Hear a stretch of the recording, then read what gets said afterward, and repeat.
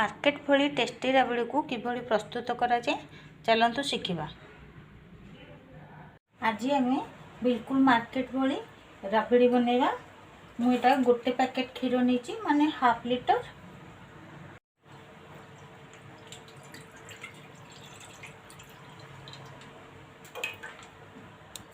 देखु क्षीर फुटीगला।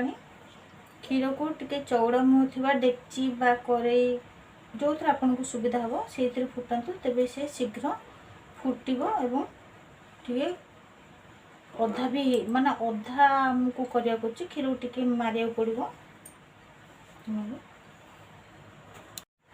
क्षीर अधा ही नथिबो। मुझे क्षीर एटा कंचा क्षीर बाहर कर देइथिली। सेथिरे आमे 2 चम्मच अटा जोटा रुटी करते गहम अटा आमे सेइथुरु 2 चम्मच दबा। एथिरे आउ 2 चम्मच मिल्क पाउडर। देखो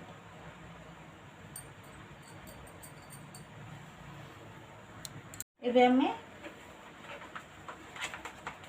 ये अटा मिल्क पाउडर और क्षीर पेस्ट को प्रस्तुत करदेबा गोले की।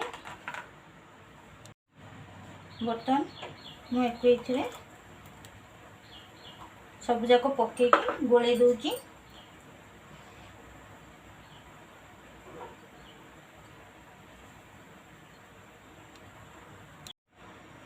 राबड़ी को एमती तो आम क्षीर को मारी मारिक कर क्षीर को कम पूरा करदे मारी मारी से प्रस्तुत करा जाए। किंतु बाजार जो राबड़ी बिक्री करा जाए सेटा प्योर क्षीर रे तैयारी होनी एमती अटा मिसेकी टिके हुए।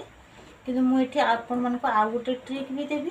देखु मु मोर पूर्व वीडियो जी अच्छी हिंदी रे मु करछि सेथिरे मु क्षीर सरर केमती यूज करबो से सब को देखी। आज से सर को देखु मोर यहाँ 8-10 दिन सर मुझे रखी या प्रथम ही पकईदेवी।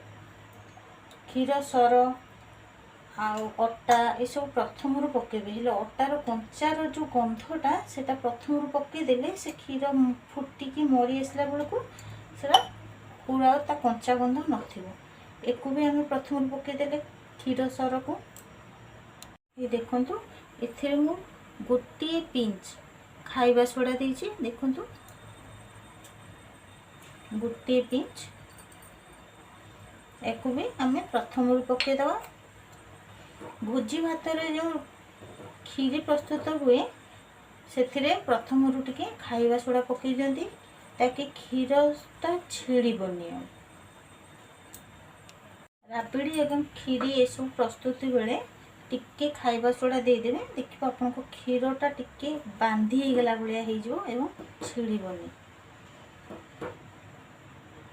मो पाखे क्षीर सर थिला तेणु मु देली। आपण पाखे जदि नथिबो एको स्किप मध्य करि परिबे। एबे मु एथिरे आधा कप चीनी दूची। जेहेतु मु क्षीर सर भी देइछि एवं आम घरे टिके चीनीटा अधिका आमे मीठा खाइबा पसंद करू। आपण मान चाहिले 2 चम्मच से कम भी कर परिबे। क्षीर प्राय मरीगलानी। एबे एथिरे आमे किछि मुझे आलमंड पकाउछि। मो पाखे पेस्ता नथला आपण माने आलमंड पेस्ता सब पकई पारे। एठी मु साफ्रन बा केसर किछि रखिथिली पानी ये रे क्षीर रे गोलिकरी। देखंतु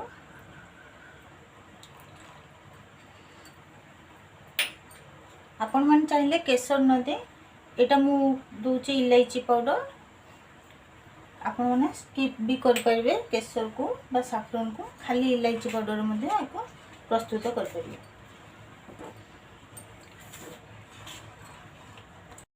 देखंतु वर्तमान हमर राबड़ी प्रस्तुत हो गलानी। एको होबा पे आपन को खूब 20 मिनट लागिबो।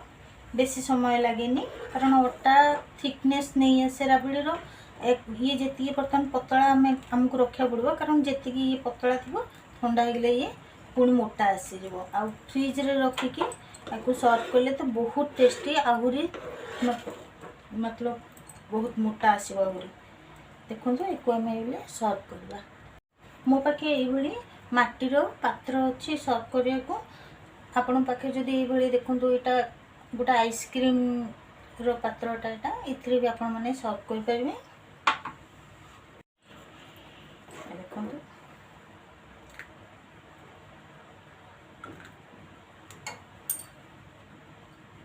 बर्तमान देखो राबड़ी प्रस्तुत हो जाइए देखो आपण मैंने भी घरे राबड़ी तैयारी करंतु आ मते जणांतु आपन को राबड़ी केमती हैला जदि किछि प्रॉब्लम हैला बा असुविधा हैला मते कमेंट करी निश्चय जणांतु निश्चय उत्तर देबी। मो चैनल को नुआ आसीथिले सब्सक्राइब करंतु शेयर करंतु लाइक करंतु आउ कमेंट करंतु। धन्यवाद।